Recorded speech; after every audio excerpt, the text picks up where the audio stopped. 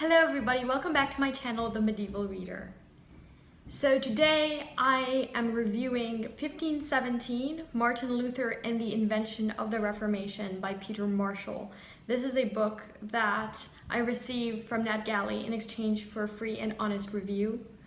It is scheduled to come out on October 10th, so I wanted to get the review out before its publication. It is published by Oxford University Press. This October 31st is the 500th anniversary of the posting of the 95 Theses by Martin Luther, who is seen as the founder of the Protestant Reformation. And this book looks at Martin Luther's image and how it has changed over the centuries, how people throughout the past 500 years have viewed Luther and the different images that have been used to represent the Reformation, in particular the image of a friar nailing on the door of the castle church at Wittenberg 95 theses against indulgences. And while this image is incredibly popular, in 1961, Erwin Iserlaw, who was a Roman Catholic Luther scholar, very convincingly argued that this most likely never happened. There is evidence that Luther sent in the 95 Theses to his archbishop, but there is really no evidence that he posted it on the door of the castle church, and he never claimed that he did. It's actually Philip Langton, who was his friend and essentially his successor, who made this claim.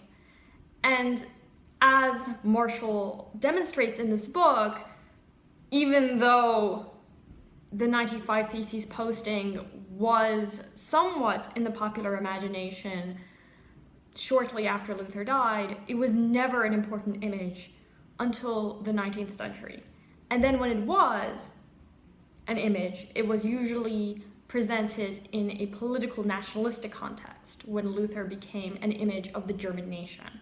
What's interesting is that Wittenberg University, which was established in 1502, so shortly before Luther became a professor of biblical studies at that university, was actually funded by indulgences. So Luther owed his position at the university to the indulgence sales. But while he never really intended, it seems anyway, to start a revolution, it did end up that way because his proposals were rejected, there was no real discussion about them, and ultimately the Pope excommunicated him.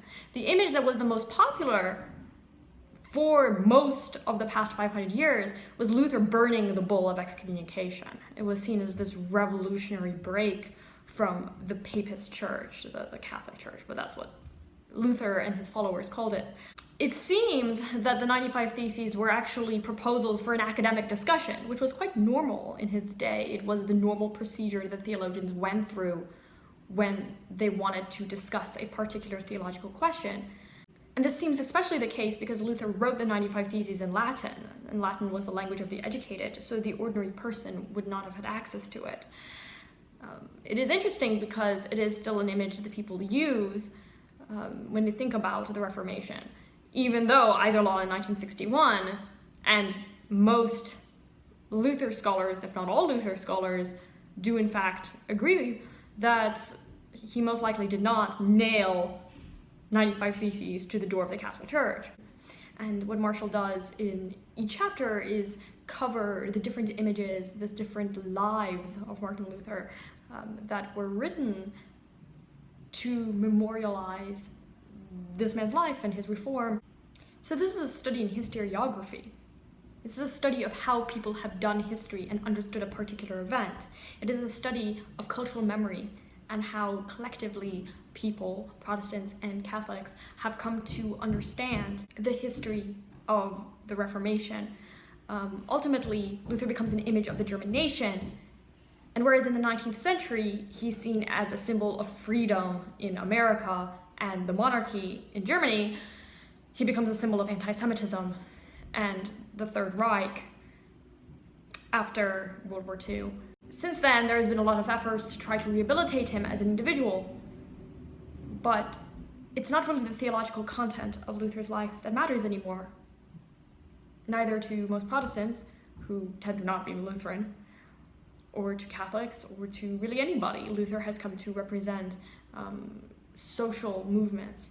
And that's what's so interesting about a man whose significance is mostly theological and ecclesial, that he has come to represent something that isn't really religious at all. So Marshall does a really good job showing the social and political contexts of all of the different representations of Luther, and that is the greatest strength of this work, is that he really just describes the different representations and then shows how they tie to the different political movements of the day.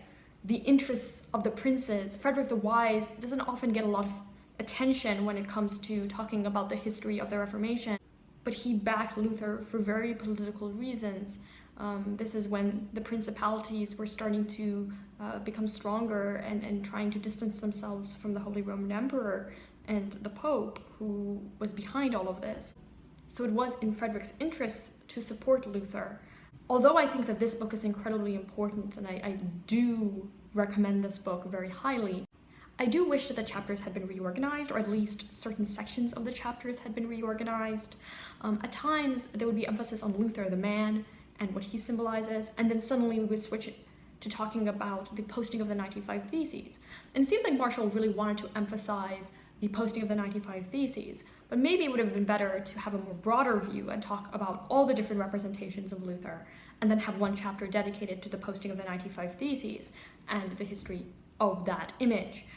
Because the "Here I stand, I can do no other, so help me God," the speech that he supposedly gave at the Diet of Worms after his work was condemned, that speech is also legendary and also very famous. It's an image that appears every Reformation Sunday, and it is one of the great images. I wish that he had placed more emphasis on that.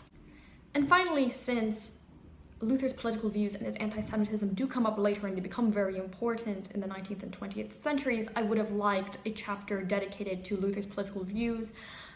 He was very reactionary, and this is something that the author touches on, but I really would have liked more on that.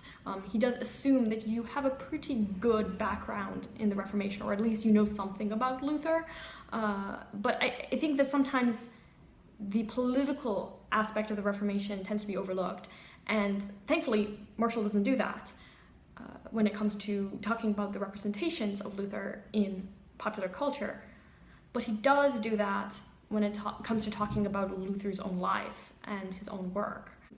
It's interesting because Wittenberg has now become this huge pilgrimage site, and there are even some relics of Luther.